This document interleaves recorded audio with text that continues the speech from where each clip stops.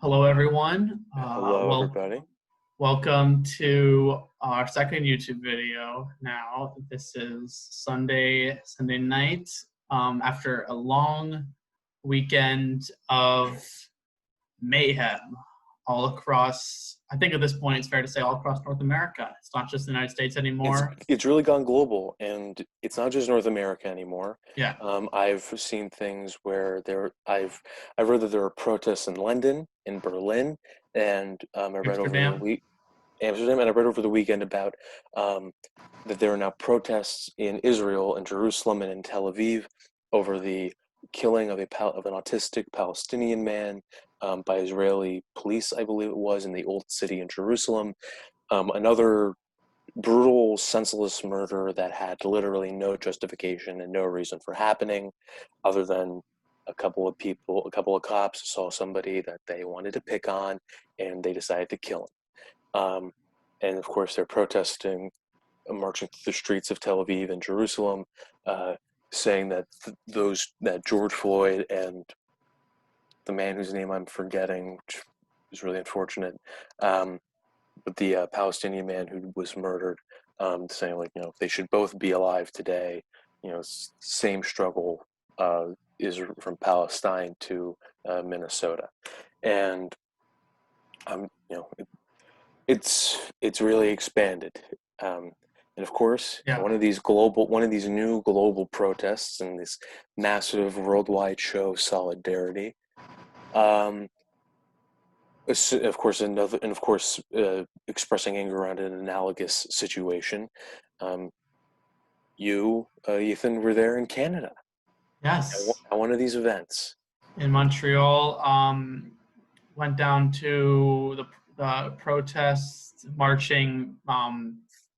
Anyone knows Montreal, just from like Sherbrooke down to Saint Urbain, which is where the police station was, Place des Arts, which is one of the hallmarks of Montreal, one of the iconic places in Montreal. Right by there, there's a lot of people protesting there, and that is where a lot of the action took place. When I was there, the protest was entirely peaceful. Police officers were dressed in their normal attire, no riot gear. But there was a noticeable rapid increase constantly throughout the time that I was marching, throughout the time that I was there, of police vehicles incoming to the area, which is weird because I don't know where they're coming from because the march was at the police headquarters. So it makes sense that in Probably a from other big city like precincts around the Montreal, they're from city. other precincts. But it's kind of interesting that they didn't, they didn't have enough stuff there to contain this massive march. Which last count I saw, which was on Twitter, I don't have any idea how accurate it is. They said there were 50,000 people there, which is pretty good for a city that did not have any event of like this kind recently, at least. There have been some police shootings in Montreal that have occurred in the past few years, but no event recently. And in a coronavirus epicenter in Canada, a time where most people are wanting to stay home. So 50,000 people is a pretty significant show of solidarity from Montreal, I would say. Montreal is known for a lot of these kinds of, which I think a lot of cities are, but these kinds of big protests. The climate strike here was the largest in the entire world, actually. As far as I know, could be that's what we were told at the time. It could have been broken since then. So Montrealers came out. I saw people mostly wearing masks, which is great, which kind of Yes, that's debunks. one thing that's been Yeah, very interesting about all the protests. It seems like the overwhelming majority of people are wearing masks for the pandemic, um, yeah. which, of course, I hope everyone's wearing a mask when I go to march tomorrow evening. Um, but that's something that everyone needs to remember. If you're going to a march, if you're going outside to anywhere there's going to be a crowd, um, like if you're going to be amidst a group of people, you should probably bring a mask. It's for safety purposes. We all have to remember that. Um, And and it should be noticed that the protest, the organizers were handing out masks to those who could yes, not afford them or did yeah, not have them. Um, and the protest was it's organized very very important. well. It was organized. we kind of talked about this before we started recording, but you know, one of the things we kind of lamented about these protests that there's lack of organization. I think a lot of them have been organized on the local level. The problem is the kind of movement needs a greater, you know, forceful structure to it. But the local organization was excellent. It was advertised heavily on Facebook and in local media, which is how I found out about it actually on a site called Montreal Blog, and which is not just it's not just like an average blog. I should make that clear. It's like a very they have like 100,000 followers on Instagram, so like it's a big thing here. And it was very well publicized. There was a Facebook group that was formed, a Facebook page maybe, I don't know, and they said they said exactly what they want everyone to do. They said we want to be social distancing as much as possible. We want to have everyone have masks. We want to be peaceful, etc. And it was peaceful when I was there, and it was peaceful for a very long time until police said projectiles were thrown at officers. Now, I have not seen any video of projectiles being thrown at officers, but I have seen video of rubber bullets and tear gas in the city being used on people who are peacefully protesting. We're not doing anything like that. And of Yeah, and I course, mean, like, also, yeah, um, you showed me some of these. We both went over some of these videos that seem to be um, appearing on Twitter right now from people who were there when things escalated. What seems to have been like the moment of escalation seems to have been when like a massive unit of fully decked out riot cops showed up, who, mind you, are armed with riot shields. What else are those for, if not shielding yourself from projectiles? So you're safe. Um, but you know, I just think that in and of itself, seeing that intimidating of a sight, that's an escalation. That's an invitation for further aggression. With all these people, where you said, when you were there, it was cops in their normal uniforms, like their usual dress.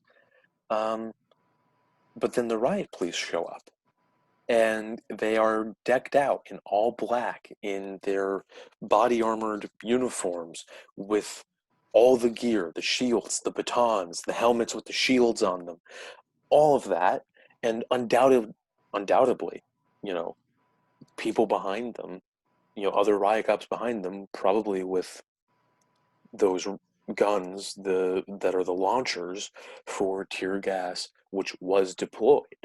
yeah, Um, and this seems to be the running case throughout most of the protests. When they get violent, it's not because you know outside elements, or like thrill-seeking white people or white anarchists itching for a fight, or Antifa super soldiers, or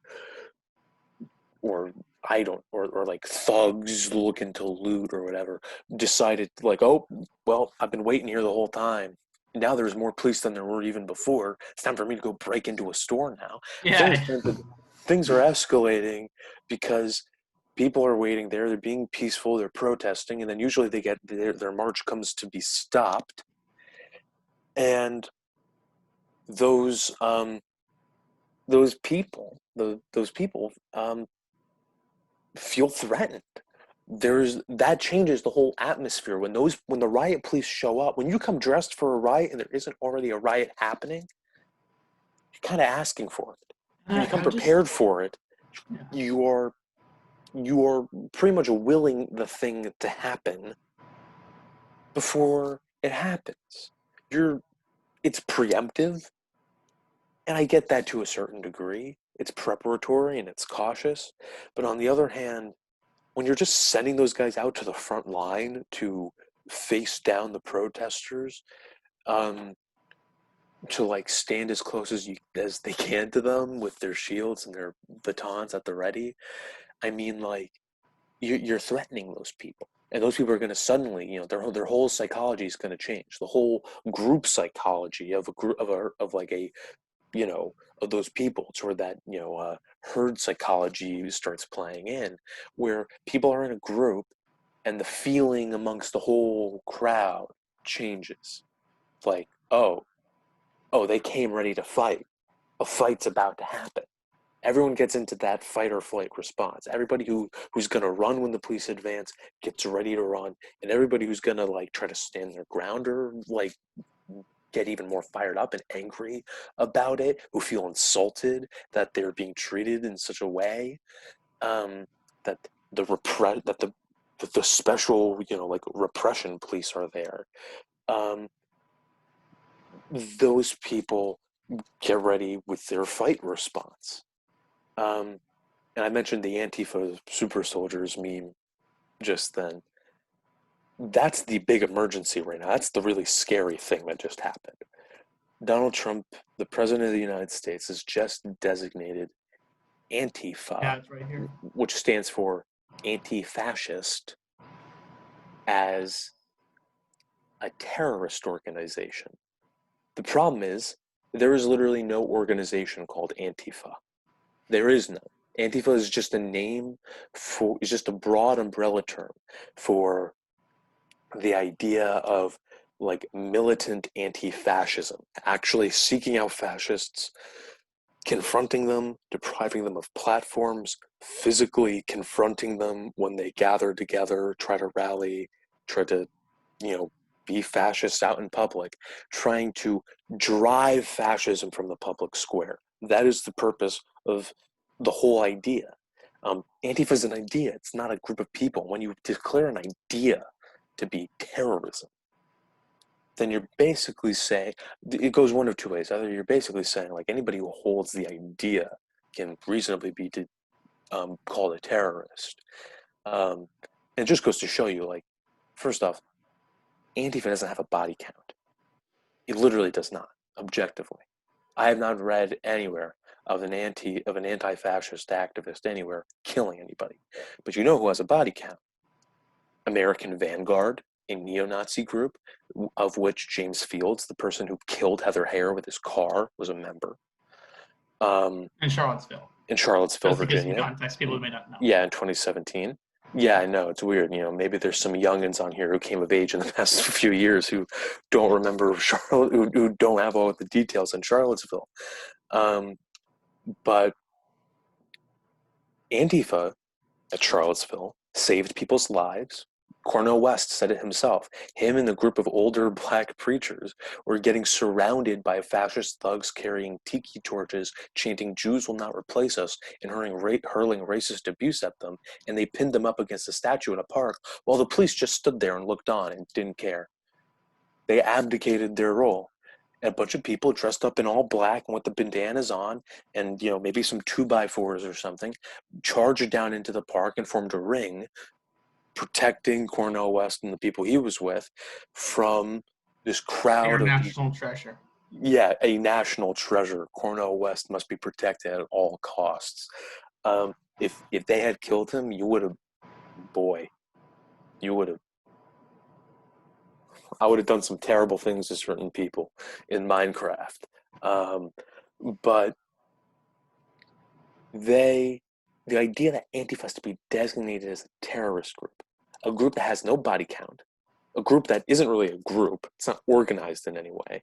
I'm sure there's some groups like, there's like group chats on like Group Me or WhatsApp or whatever that are called like Portland Antifa, and it's a handful of activists in the area who agree to do Black Bloc, which people seem to conflate with Antifa. Black Bloc is, when you dress in all black and you put something on your face to mask your identity, and you go out there and you prepare to do violence of some kind, to be straightforward. And maybe not violence, but you just generally stand around and look threatening and be intimidating in some way, perhaps just in numbers, because a mass of people dressed in all black with their faces covered is intimidating in and of itself, even if they are like all like scrawny white college kids. It can be intimidating. And I mean, like, in the J20 protests during the Trump inauguration, Antifa played a crucial role. DC police illegally tried to block a peaceful march from continuing on the path that it had designated and had a permit for, because J20 was an insane, January 20th, the J20 was insane day. And this is the day when Richard Spencer got punched by a Black Bloc person. presumably an anti-fascist person because they punched a Nazi in the face. Um, they went and basically kind of rioted, as in they like started doing vandalism, like knocking over garbage cans and like spray painting or smashing into Starbucks windows. Like just a couple of the windows so that the police would be diverted, and the peaceful march ended up continuing on its way and finishing the route that it had scheduled and planned on. So Antifa really, in terms of the biggest actions, hasn't really done anything bad. They haven't killed anybody. Um, I know there's this weird thing where there's like this story from like 2016 where like an anti-fascist stabbed a police horse in the neck or something. Um, that is one thing, and I can't. And when you look up the story, you can't even find out if the horse died or not, and you can't even find out who the person was or how or any of the context of the situation. Like you Yeah. literally can't find out anything about it other than like there's this weird right wing meme of just like they stabbed the horse in the neck. Um, Yeah. but here's the thing: the really scary thing is that now that Antifa has been designated a terrorist organization, anybody can be designated a terrorist if they can somehow be called Antifa. And in the United States, that automatically strips you of the vast majority of rights that any other criminal would have on paper, like due process, a lawyer, being imprisoned in a prison. Thanks to Obama's NDAAs, the National Defense Authorization Acts, one is signed every year. It's the authorization for military spending and whatnot, and its distributions and allocations, but also generally like all defense policy and doctrine for the year. In Obama's, I believe, 2013 NDAA, we've seen the consequences of this really, really scary NDAA that he signed at midnight, mind you, when no one was paying attention, midnight on New Year's Eve. I believe New Year's Eve of 2012 into 2013, one of them. But he signed a thing that said if one is a terrorist, if one provides, quote, substantial support for terrorists or associated forces, then basically you can be sent to Gitmo without a trial. And you're not entitled to a trial by a jury of your peers. It also, I believe it was the NDAA before that, or was that the same one, the one in either 2012 or the one in 2013, in which we also saw that Obama legalized domestic use of military drones. Which has been spotted in the skies above Minneapolis and other cities. Yep. Once again, thanks, Obama. Well, and I just want to say this is kind of the general point when we're talking about, and we haven't really mentioned this much on the podcast or on the minimal other content we've done, but it's something I think I firmly believe in, and I think Nick does as well, is that, this idea about civil liberties, like if you have nothing to hide, you have nothing to fear, is really not a valid way to look at it at all. And this kind of security that is rationalized through a vastly overblown foreign terrorist threat is really a threat to all of us, because it lays the groundwork for not even someone like Trump, but someone like Obama, who did all kinds of terrible stuff on this. Look at the way he issue. crushed Occupy. Yeah, that was a coordinated effort from Obama down through the FBI, to Democratic governors and mayors. Yeah, which is part of the reason why, like, all these. If you dare say, go vote in response to what's happening right now, all I have to say is, fuck yourself. You're an idiot. You are gullible.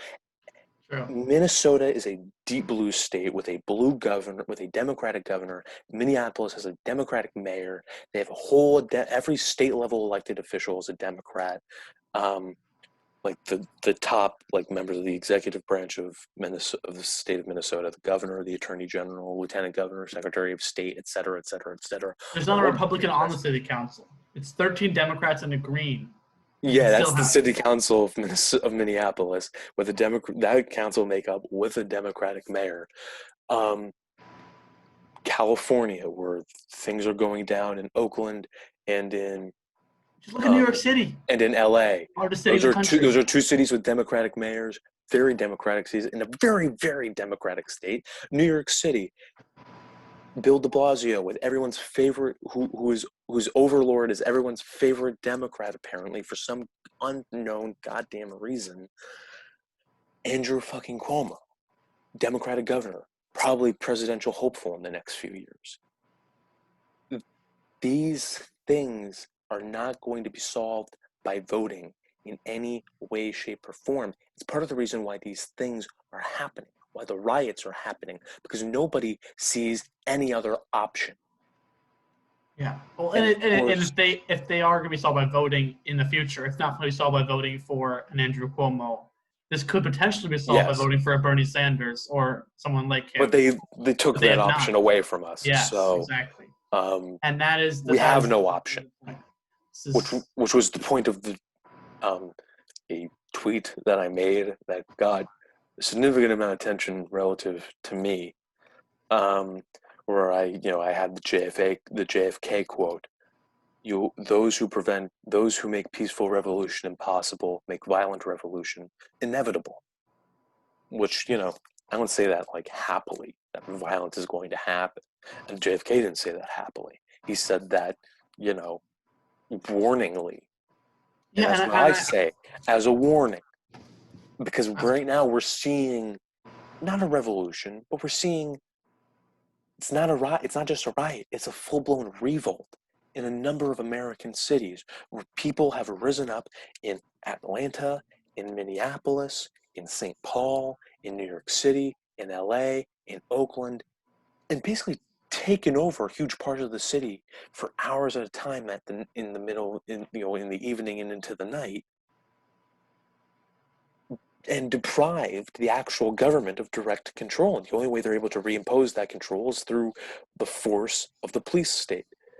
And that is the terrifying, and we've seen the terrifying escalation of the police state in the form of the designation of Antifa as a terrorist organization, which we've seen the FBI guidelines for what Antifa is. It basically just means like if you wear a mask, you're going to be identified as Antifa. well, now, Basically, I mean, yeah, it's going to, and Republicans at the state have been trying to ban protest in general for years now. In South Dakota and North Dakota, they wanted to designate all protests a form of economic terrorism that would have banned basically any and all protest, unless like you were literally fenced in a park just standing there. And that is the dangerous direction in which we're headed, in which increasingly, what few options people already had, you're narrowing them down. I'm sorry, but riots they're gonna be here to stay if this is the path we're going down. and I would just like to add that. So you have to ask yourself the question of in these two, and I'm just focusing Canada and the U.S. here because obviously there's a lot of riots that happen in Europe and Israel, which is kind of part of Europe, but like not geographically speaking, of course, Yeah, but culturally. And um, but just focusing on Canada, yes, these two, some of the hallmark democratic societies of the Western world, and under both parties, liberals and conservatives, or Democrats and Republicans, for years we've had this problem with the people versus the police. And you have to ask yourself this. We're just asking questions here. If we are if the if this is jacking off. JAQ, just asking questions. beautifully put, but You're welcome. so we're discussing the question of if this is a democratic society and the police are meant to protect and serve the public, then why are the people that are, expressing the rights that are, so supposedly The so rights that they're honored? supposed to be Yeah, protected. well, not just protected, but they're honored and used as examples as to why we're so much better than China or the other countries in the world. Well, if that's what's happening, then why? If that's truly the case, sorry, then why does this keep happening? Why do we see conflict between the people and the police? If everyone that cares about businesses being looted or whatever really cares enough, then you would see a huge counter demonstration. But the counter demonstrations to the fact that to the extent that they've existed, have been very small, to my knowledge. And the fact is that most people that care enough, and most people generally, understand what's going on here. And people that don't, really don't understand them. I mean, I understand them, but I don't think that that's the right way to think about all of this. But the point is that most people, especially in these large cities, do not have their voices heard. These riots come every once in a while. Hopefully, there's going to be some productive change that will come out of this. Maybe not, Yeah, because that's maybe why not. this is happening. Because there was Happened zero before. productive change. We elected the first black president, and he had a black attorney general for 8 years. And Ferguson still happened, and Baltimore still happened, And and Tamir Eric Rice was Garner, killed in Cleveland. Tamir Rice was still 12-year-old murdered boy. in broad daylight as a 12-year-old boy for having a toy gun, and he was shot within 15 seconds of that guy getting out of his car, and that guy was hired by another police force like 2 miles away. Eric Garner is still got murdered in broad daylight on video, and the only person in jail for it is the person who took the video. And Officer Pantaleo only got fired when de Blasio decided he wanted to run for president. We've elected Democrat. We've done it. We've elected Democrats. Yeah, almost every city is run by a Democrat. We've elected Democrats. We've peacefully protested. We've marched. We've done everything. The people not just like we, but specifically the people most affected, the black and brown people in their communities most affected by the police state. Because the police state, the average white person in this country does not feel like they're living under a police state. But if you are black or brown, the freaking fact that you have that, this is something that people get a little uncomfortable talking about, but the idea of the talk for black children, the talk of how to behave in such a way with a police officer that you don't provoke them in some way. The fact that is a thing, because that is a thing. Yeah, Ask around. Ask people you know. I know. And it is the fact that is a thing that has to be done in some communities, that is like a tradition almost, that you have to give that talk. Rite of passage.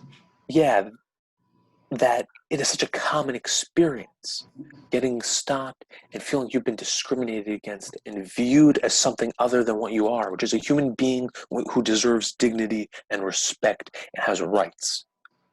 That feeling,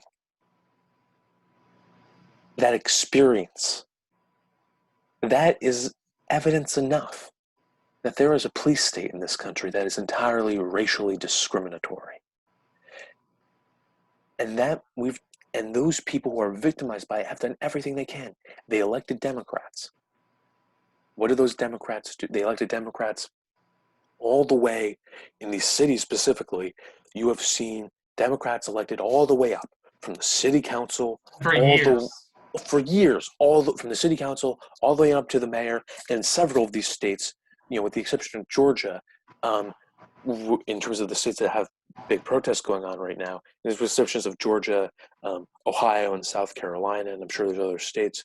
But in a lot of these states, New York, we're seeing protests spreading right now through New Jersey, and things, thank God, have so far here not gotten out of hand in a lot of places. Newark and Camden, I am blissfully surprised, happily surprised that things did not get out of hand there, because those places are powder kegs. They got all the same problems that all these other cities have. Deindustrialized for decades, systematically enforced generational poverty for huge parts of these communities of color in these cities, with no sense of enfranchisement or representation. It's amazing to me that the cops in Camden threw their batons and their shields aside and decided to march with the people. But and kudos to them for doing that. And kudos to them, 100%. Yeah, we don't have. I guess not all cops are bastards. We don't have. Yeah, we don't have to. You can criticize the police as an institution while recognizing that there's a lot of cops all across this country who are, very good people and did join for the right reasons, and you're seeing them, and now is when you're seeing that happen. This is a Mm-hmm. perfect moment to see which side these cops are on. And the Yeah, people in Flint, that this is the the time. cops in Flint, the cops in Camden, they made the choice. The eternal question that always has to be asked: which side are you on? They gave the right decision. But guess what? Black people in Chicago, LA, Minneapolis, New York City have elected Democrats from top to bottom, over supermajority Democrats on their city governments, Democratic mayors, Democratic state representatives, Democratic governors, and they vote for Democrats in Congress and for Democrats to be president. And it has gotten nowhere. It has gotten them nothing. It has gotten us to a situation where, yes, literally, what is the other option?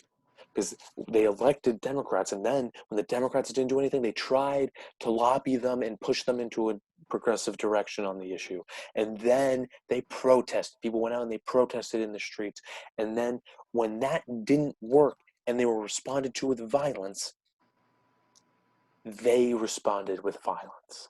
Yeah, and And now, even and it's violence against property overwhelmingly. It is really just violence against property, against inanimate objects. Don't cry over spilled milk, because it's literally the same as spilt milk.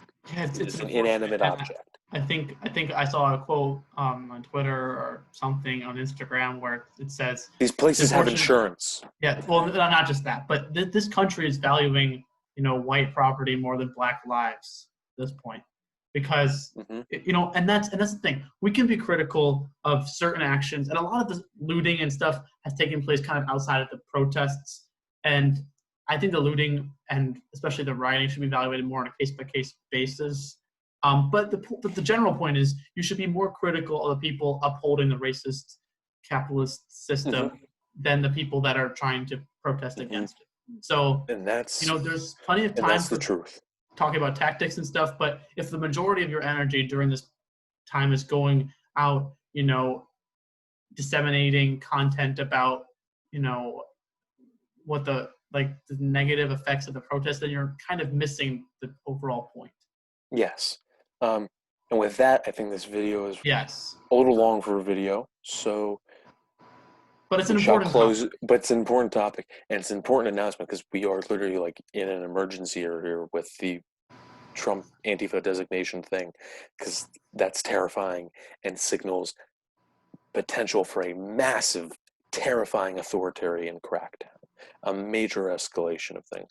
And of course, if he's willing to declare Antifa a terrorist group, just remember that even before that was a thing, it was a right-wing meme to be talking about, to demand that they BLM. designate Black Lives Matter a terrorist group. And of course, that's not even like a single whole thing. That also has a similar problem where there's like no single I mean, it's a organization. hashtag. It's a hashtag, but also it's mainly a hashtag, and there are a handful of organizations that use the hashtag and slash the slogan, the motto, as their name. But that's several organizations, like the Movement for I Black mean, I don't Bloc think he and can do Black that. At Lives least, Matter in New York are I different. mean, if he tries to Maybe he arrest will. everyone who uses a Black Lives Matter hashtag, he's going to have to Or arrest half maybe the country. he's just going to sidestep it, because we do know that the DHS and the FBI have started using the term "black identity extremist."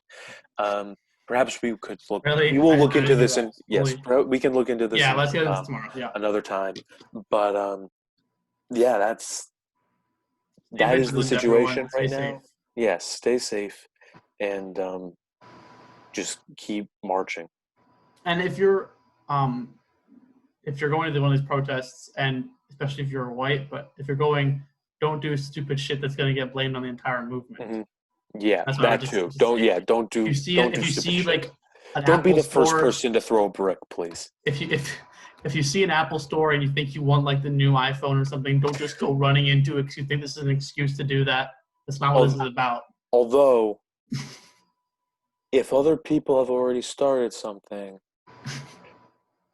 feel free to be that guy who walked into Planet Fitness and started using the elliptical.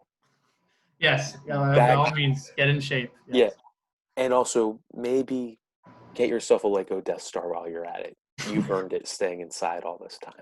All right. And with Just that, just I kidding. think, Please don't sue me. yeah, And with that, good night. yeah. Stay Solidarity. safe, everyone. Solidarity with everyone. Yeah. Goodbye.